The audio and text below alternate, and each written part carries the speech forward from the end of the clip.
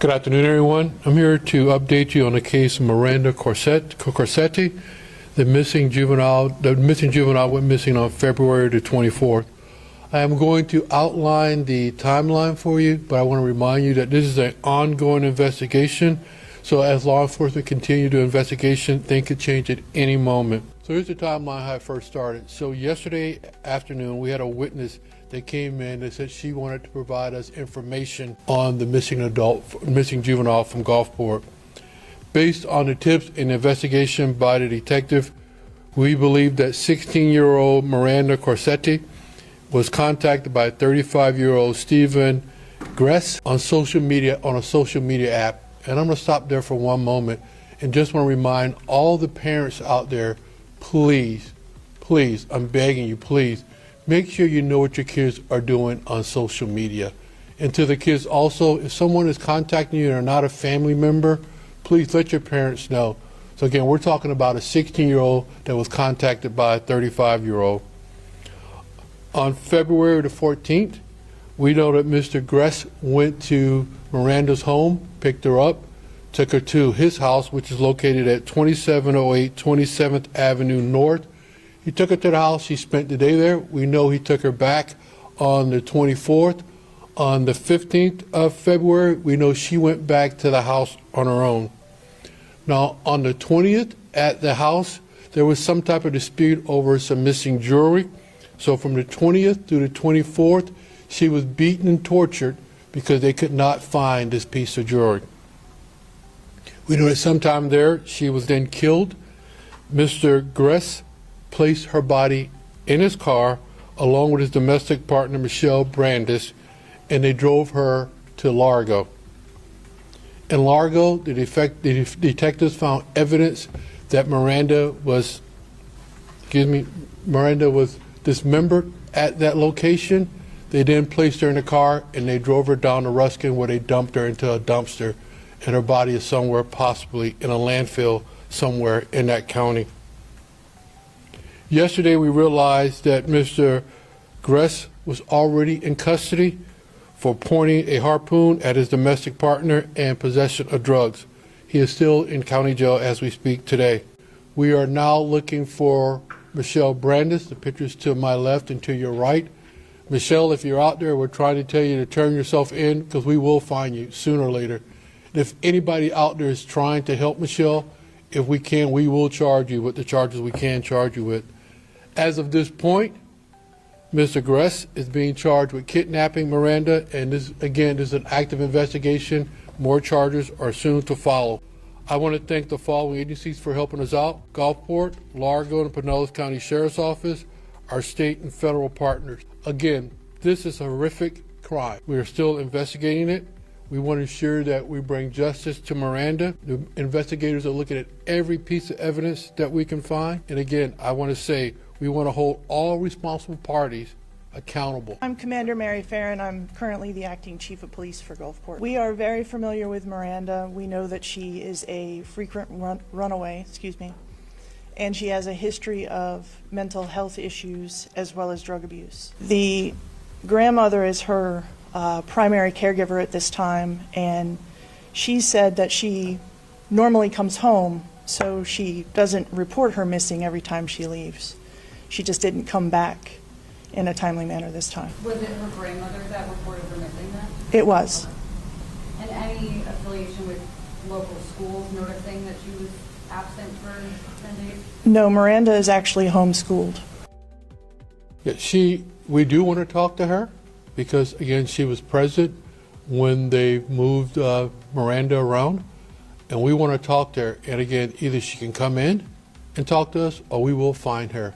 So again, like you're saying, Michelle, if you're listening, or your friends, find your way to the police department and to her friends that think they're helping her.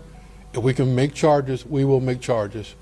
How do you know Michelle was there? We have witnesses that says she was there. We have witnesses that said that they saw her along with the defendant, with the body being placed in the car. She was home in Largo. What's the connection? Obviously, they left this home in Gulfport. That was Mr. Gress's residence. To go to this home in Largo. Who lives there? What were they doing there? That is Michelle's mother's home. We know that her body may be in a landfill. Are you guys going to go through it to find her body? We're going to do everything possible to bring Miranda home. Again, we know the body was placed into a dumpster, but we got to try to figure out which landfill did that dumpster go to. Chief, can you talk about what lured Miranda to this couple and to this home? Were they offering her something to come live with them? What was the nature of that relationship? So the social media page they were on was a dating app. So we're assuming that they must have met on a date. She went there on the 14th. And then again, like I said, she came back around on the 15th. Do you plan to file any additional charges against either of them related to sexual contact with a minor? We're going to put every possible charge on everyone that was involved in this. And that's why, again, the defendant's already in jail on another charge. And again, I would reiterate to Michelle, come in. I'm Major Shannon Halstead with the department just over 24 years. I appreciate your time.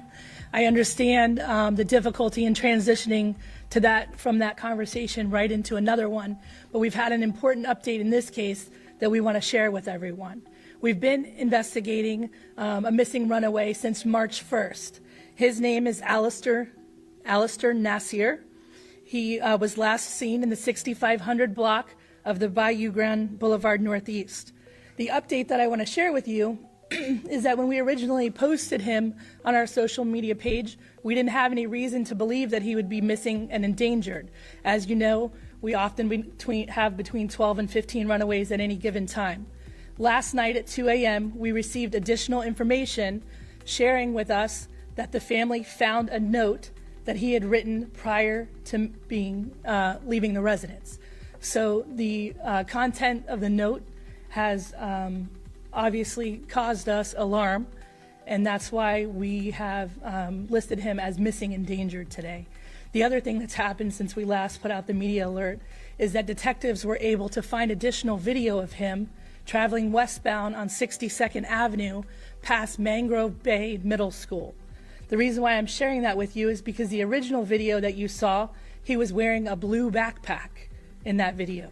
We know for a fact he dropped that backpack off at Canterbury School there on the north side of 62nd Avenue. In the video that we found earlier today, he now has a red backpack. So I just wish that as you're sharing the information, the latest update that we have is that same clothing description, same bicycle white cruiser description, but that he may have a red backpack. We, as far as resources that we've used to locate him, neighborhood canvases to include several different residents in Placido Bayou, where we followed a trail of technical data, reference a cell phone.